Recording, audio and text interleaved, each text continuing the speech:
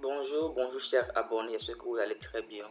Ce matin, sur le tour d'un tutoriel là, pour pouvoir apprendre à retoucher une photo, on va essayer de retoucher une photo complètement avec Photoshop. On va enlever les boutons et puis on va apprendre à rendre la peau beaucoup plus lisse. Donc pour pouvoir le faire, cette fois-ci on va plus cliquer sur fichier nouveau ou bien ouvrir un nouveau document, mais plutôt on va ouvrir la photo directement en arrière-plan pour pouvoir le faire. Donc pour s'y prendre ou bien pour arriver, on commence. On va cliquer sur fichier, ensuite cliquer sur ouvrir. Donc on peut faire fichier, ouvrir, soit on peut faire directement le raccourci CTRL plus O pour pouvoir ouvrir l'image. Donc on clique sur l'image en question, puis on clique sur ouvrir. Voici l'image chargée. Ce qu'on va faire, c'est qu'on va essayer d'enlever les boutons sur son visage et puis par des procédés essayer de rendre la peau beaucoup plus lisse. Donc pour pouvoir y arriver, on va d'abord, en ce moment le calque est verrouillé à ce niveau. Donc il y a le cadenas ici qui indique que le calque est verrouillé. Donc pour pouvoir le déverrouiller, on va juste cliquer sur le cadenas. Donc on voit maintenant que notre calque est déverrouillé. On va faire CTRL J pour pouvoir essayer de dupliquer ça. Soit on peut tirer le calque, on clique sur le calque, on tire ça vers le plus ici. Et puis voilà, le calque 0 copie, c'est un calque qui est obtenu à la suite de duplication du calque 0. Soit on peut faire directement CTRL plus J comme raccourci et puis voilà, notre calque est dupliqué. Ensuite nous allons les renommer. Pour les renommer, il suffit de faire double-clic. Donc on peut dupliquer à ce niveau et puis on va nommer ça comme portrait. Et ici on va le nommer comme fond. Donc voilà.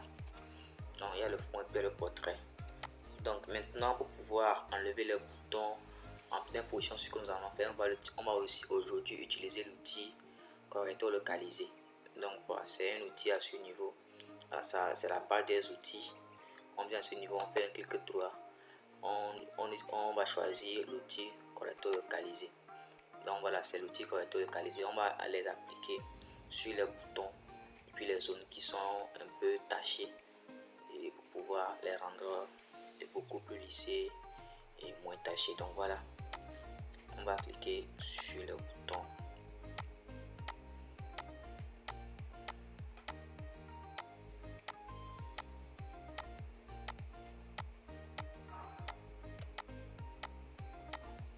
Donc vous voyez à peu près ce que ça donne. Vous allez le faire automatiquement ensemble avec moi. Voilà. On peut revenir à ces zones là pour pouvoir essayer de enlever ces boutons et puis les tâches.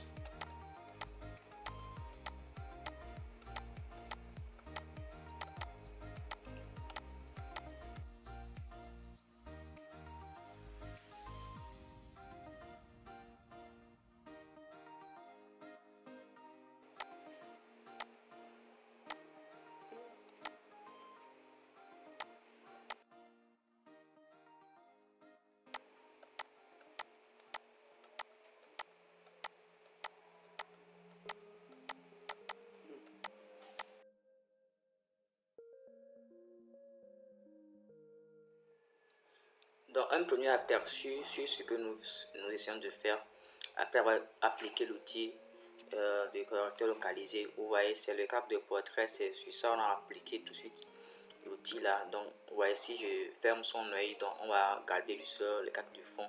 Donc c'est l'image de départ ici qui est le cadre de fond. Donc si je décoche maintenant, vous allez voir les boutons qui est un peu partout. Maintenant si je reviens, vous allez voir, c'est l'image actuellement qu'il y a. Donc on va ensuite passer à une autre étape pour pouvoir essayer d'améliorer encore beaucoup plus. Pour pouvoir le faire, on va encore dupliquer le cadre de portrait. Donc on va dupliquer CTRL J et puis on va renommer ça effet flou. Parce que sur ce cadre, on va essayer de mettre un effet flou. Donc ça serait le flou gaussien. Donc maintenant on peut valider. Donc et voilà, le cadre dupliqué et renommé effet flou. Ensuite nous allons également dupliquer le cadre effet flou encore. On va le dupliquer puis on va le renommer Oui, autant on va le renommer retouche. Voilà, donc c'est un peu ça.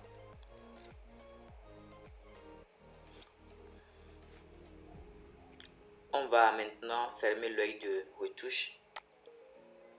On revient sur les cartes de effet flou et on va essayer d'appliquer le flou gaussien. Donc pour pouvoir appliquer le flou gaussien sur les cartes de effet flou, il suffit d'aller sur filtre, de choisir maintenant flou et puis on va appliquer le flou gaussien. Donc le rayon c'est trop grand, c'est pourquoi on va le réduire à... On réduit ça. Ça vient. Donc je pense qu'on va le laisser sur 2,8.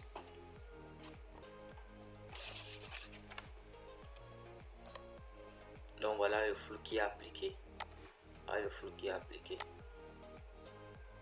sur les cartes effet flou. Après avoir appliqué l'effet flou sur le calque de effet flou, nous allons ensuite rouvrir l'œil du calque retouche. Maintenant, pour pouvoir continuer nos modifications, nous allons aller au niveau de image. On va cliquer sur image. Ensuite, cliquer sur appliquer une image. Voilà.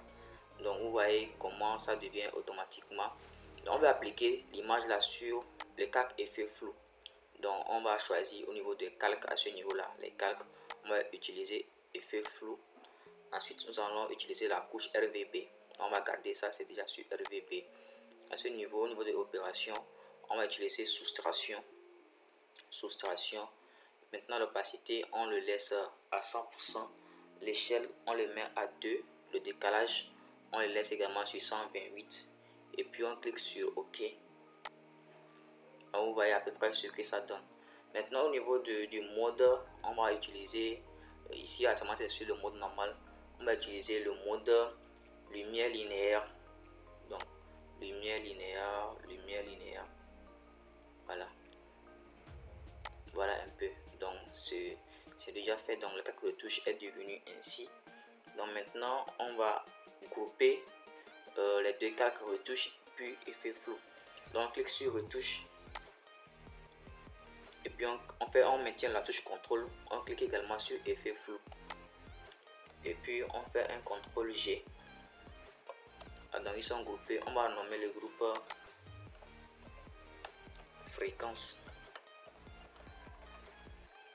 Voilà, parce qu'on vient d'appliquer une fréquence sur ce groupe là. Donc maintenant on va ouvrir le groupe. Donc quand on veut ouvrir le groupe, on clique sur la flèche là. Donc on voit dedans il y a retouche et puis effet flou. On va maintenant fermer l'œil de retouche. On voit ce que ça donne. Le calque effet flou se fait bien voir. On va sélectionner le calque de effet flou ensuite et puis on va utiliser l'outil pinceau mélangeur. Donc on va choisir maintenant l'outil pinceau mélangeur.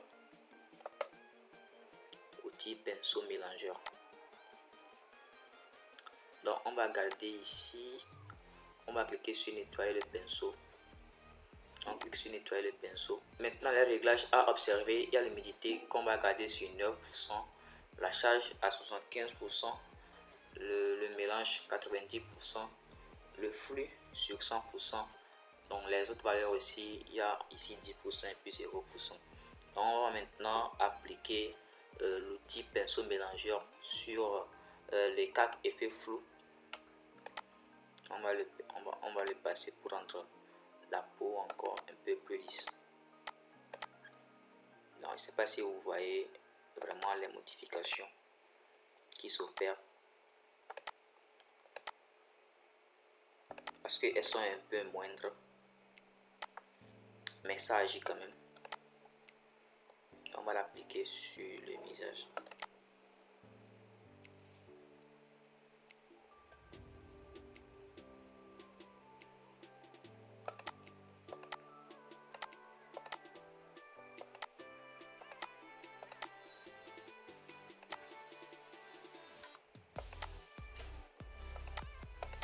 On va arriver aussi un peu au niveau du cou pour l'appliquer.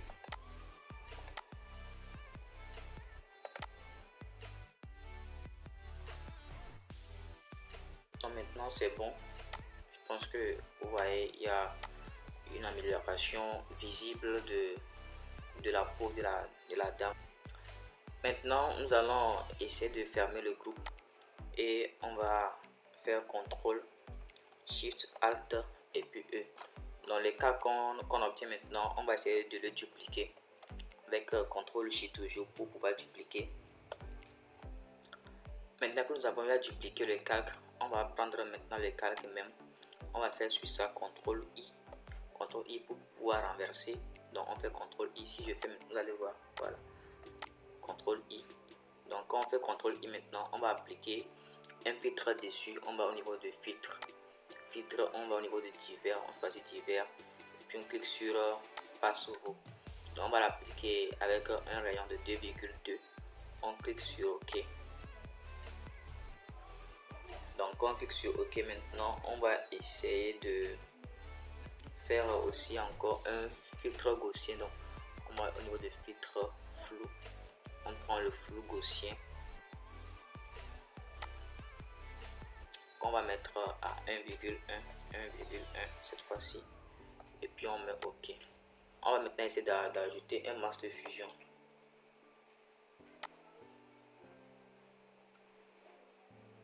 Donc voilà ce que ça donne. Et on va essayer de choisir le calque du masque ainsi créé. Donc vérifiez bien que ce n'est pas à ce niveau mais plutôt à ce niveau. Vous allez faire CTRL I sur le calque en question. Donc vous voyez, ça revient à la normale. Maintenant le masque ainsi créé, voilà, on peut rouvrir le calque de notre image. Donc je vais essayer de regrouper tout ceci. Je vais faire CTRL G. Donc je peux cliquer sur ça, maintenir la touche Shift et maintenant cliquer sur portrait. Donc je fais maintenant CTRL G pour pouvoir tout grouper. Vous allez voir un peu la comparaison entre l'image de départ et puis l'image qui est ainsi modifiée.